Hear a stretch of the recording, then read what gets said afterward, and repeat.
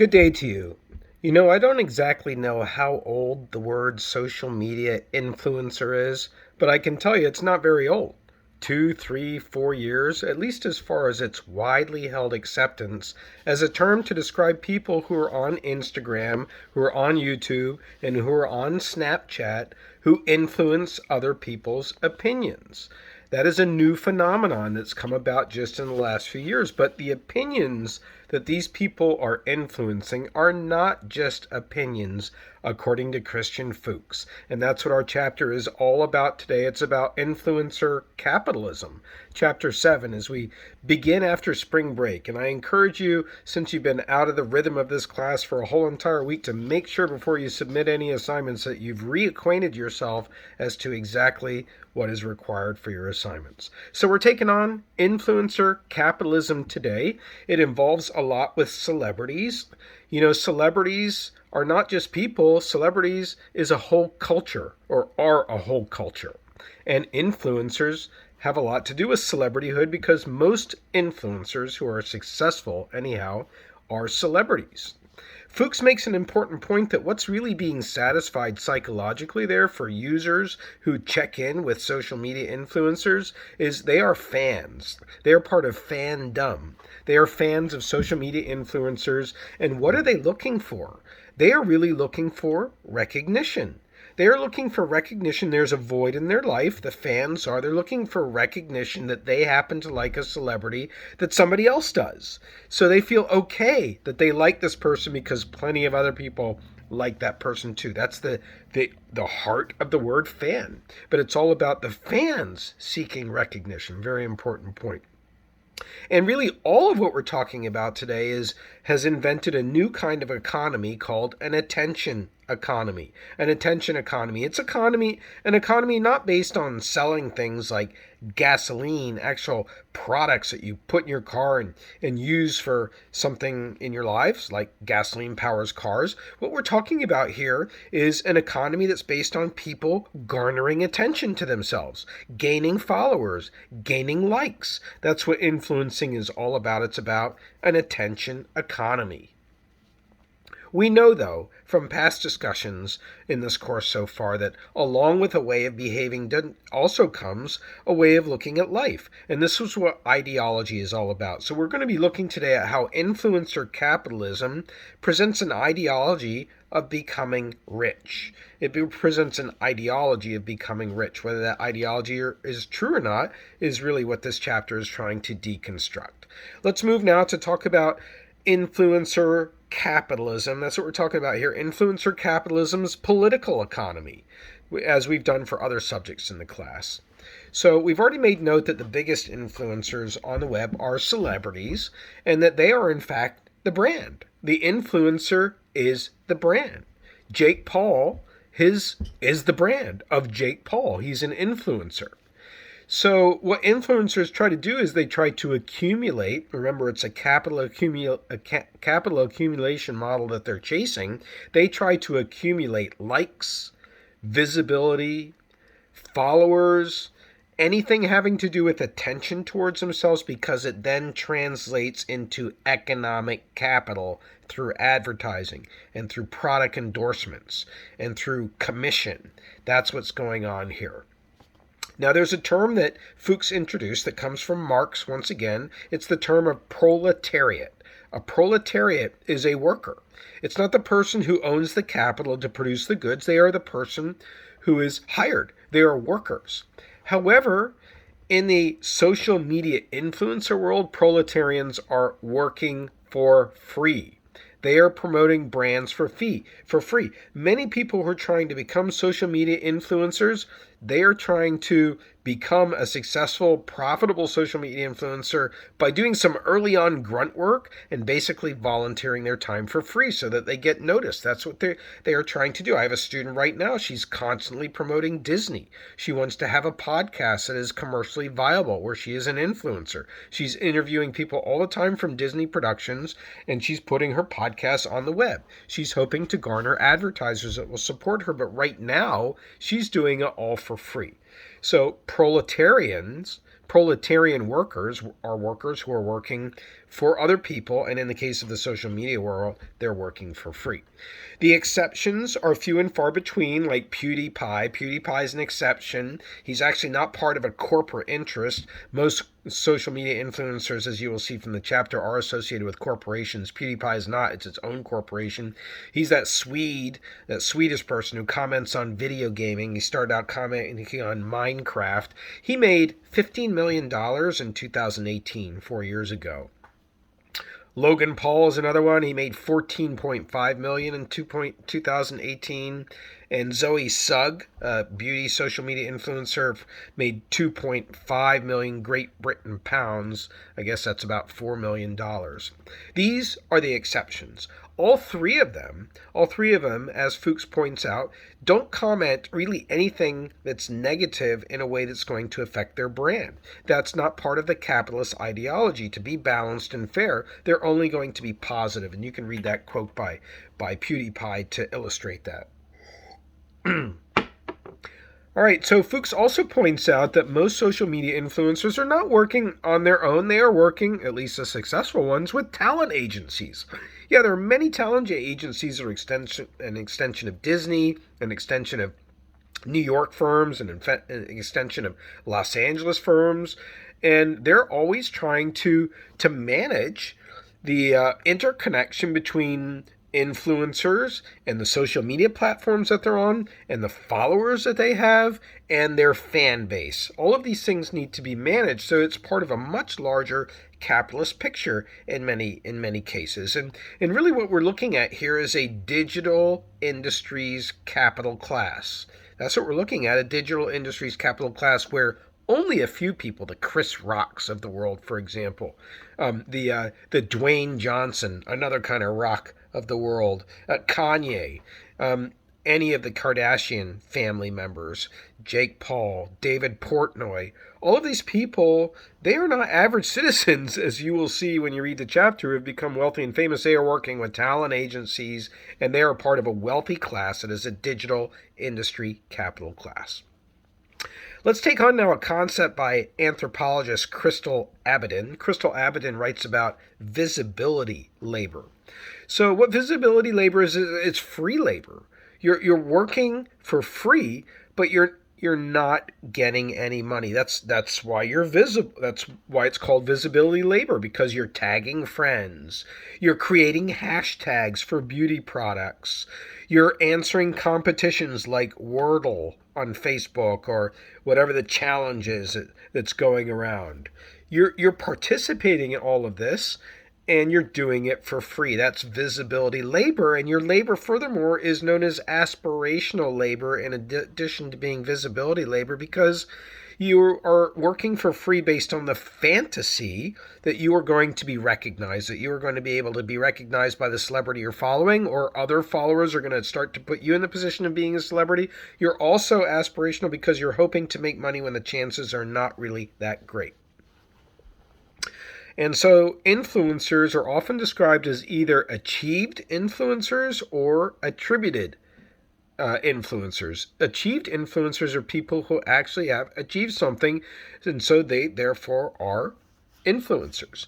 If you look at somebody like Elon Musk, he's a social media influencer. In a way, he puts out tweets and people accept what he's saying about things having to do with self-driven cars to space rockets to his electric vehicles. Okay, but he is a person who also is an engineer. He's an engineer from South Africa. He has degrees.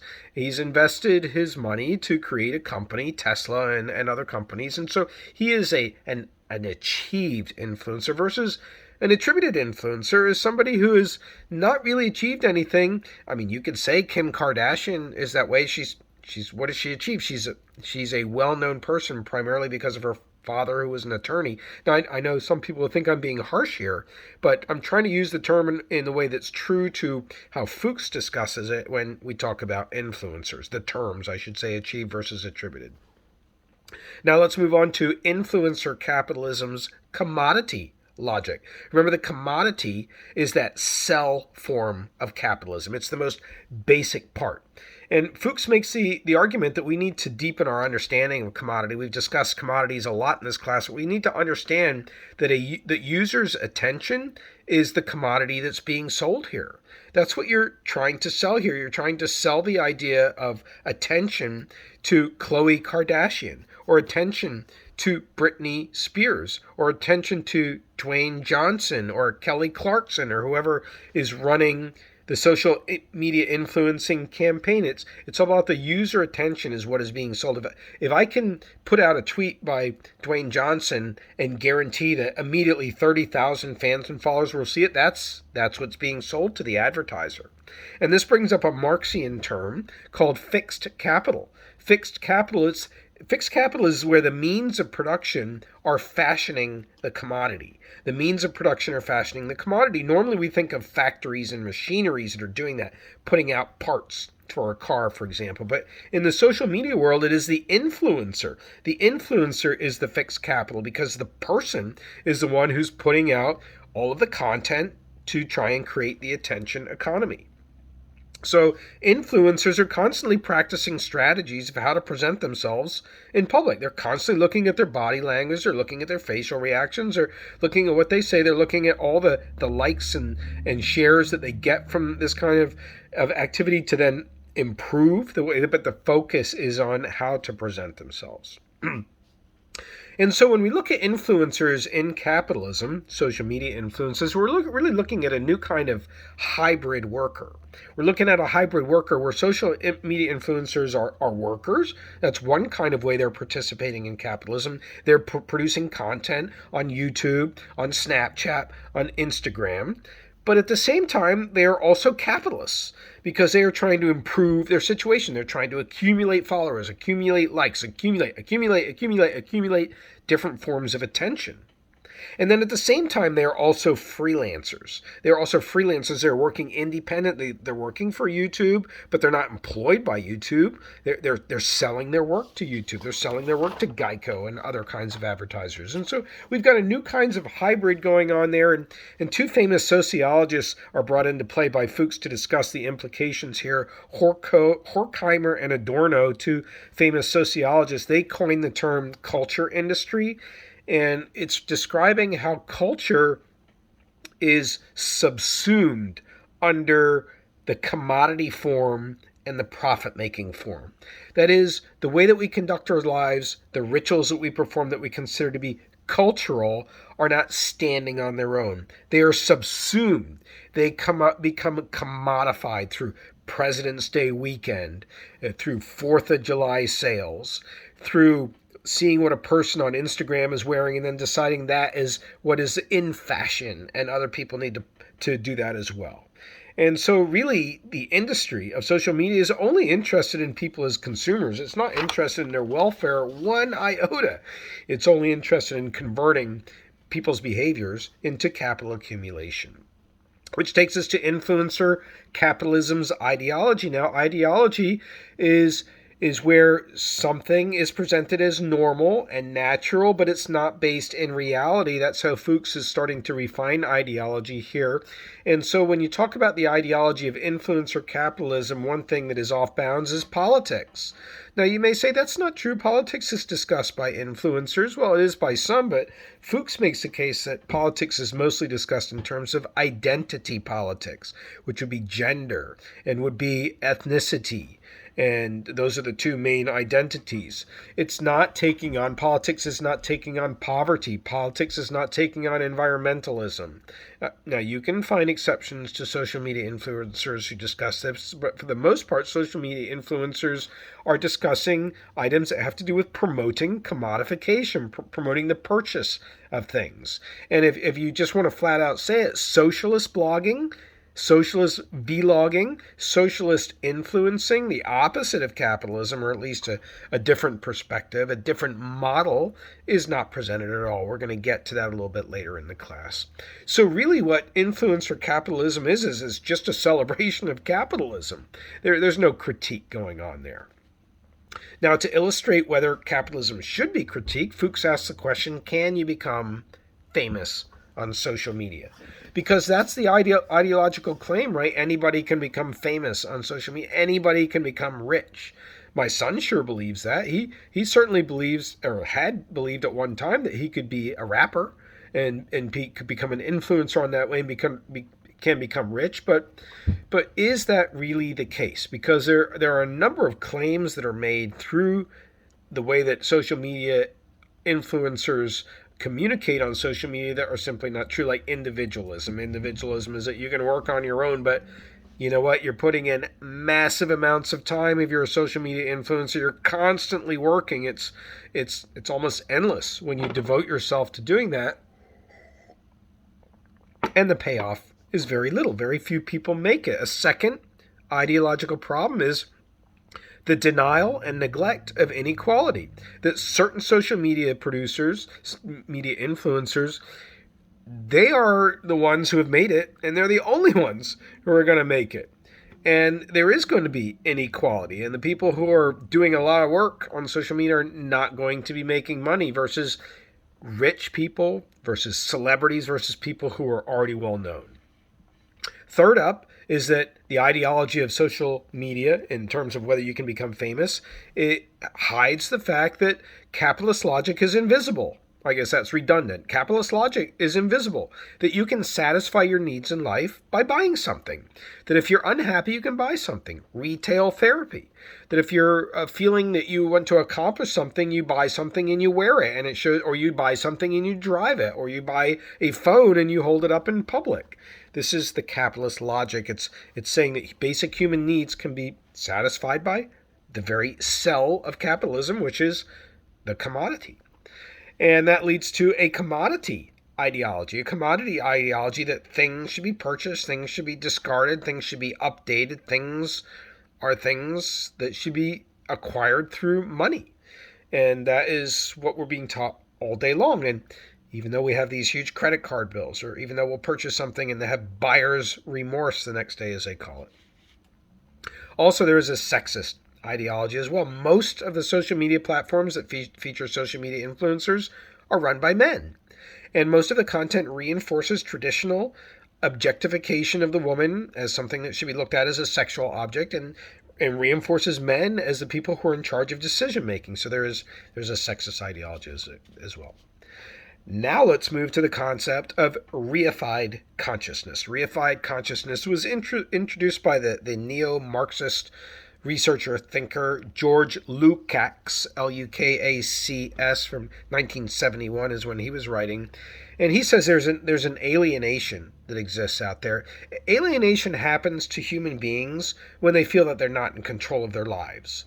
They feel they're just like going in a direction that somebody else is pushing them in on a treadmill or on an escalator, or however you want to look at the metaphor, and they can't get off. It's moving them against their will. That's where you get alienation, when people feel that they have no control of their lives. And furthermore, alienation, according to Marx, takes place when people are being exploited.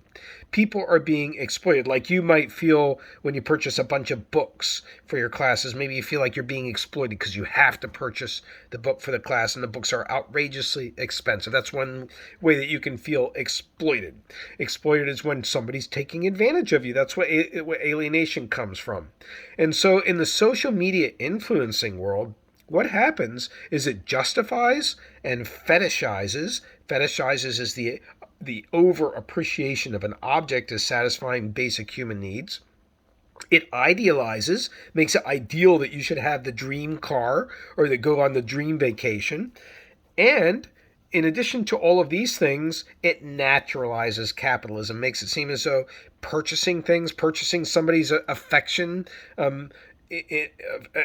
when you go out to eat, when I say affection, I mean attention to your needs. Purchasing that it remains hidden. It's part of that invisibility of capitalism, and it's what reification is. Reification is when you're collapsing something, you're reifying, you're taking something that is much more complex and much has many more nuances to it, and you're reducing it. So it basically reduces human beings to consumers, right? It reduces human beings to consumers. That's what a reified consciousness is. Influencing on social media does not advance humanity. It does not advance love. It does not advance democracy. It does not advance wealth for everybody. It advances the opposite of those things. Now let's move to 4 dimensions of influencer capitalism.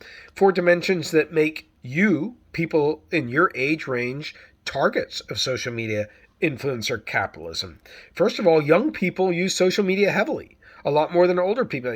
People your age, you know many of the social media influencers that are mentioned in this chapter, many more than me, because this is the media of your generation. So that's four dimensions. That's dimension number 1. Dimension number 2 is celebrity culture is really important to young people like yourself. Like, you really care, most of you do, about what Kim Kardashian says, about what Kanye says. You do really care about those things.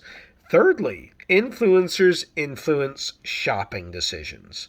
People look to influencers to decide what they're going to buy. Influencers have friends and followers. The success of influencers is largely based on the expanse of their social media network and how many people are following them so closely that they're willing to have their purchasing decisions influenced. And finally, entrepreneurship, the idea that you don't have to work for somebody, that you can make your own money and become rich, is also very important to young people. And yet, what are the chances that you can become successful as a social media influencer? Take a look at Fuchs' data here. He produces data. He produced a study that interviewed a bunch of social media bloggers, and he found that 70% of them don't make money. 70%, so that's 30% do. Furthermore, 22% of these bloggers made less than $10,000 a year.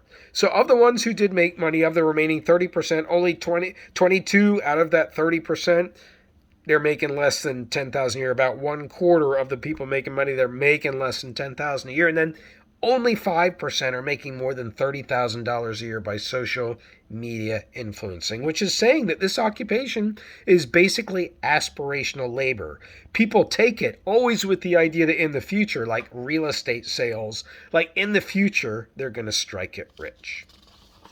So now let's move to deconstructing influencer capitalism as ideology, taking it away. We've got Michelle Phan, who's described in here, Phan. She's a beauty social media influencer.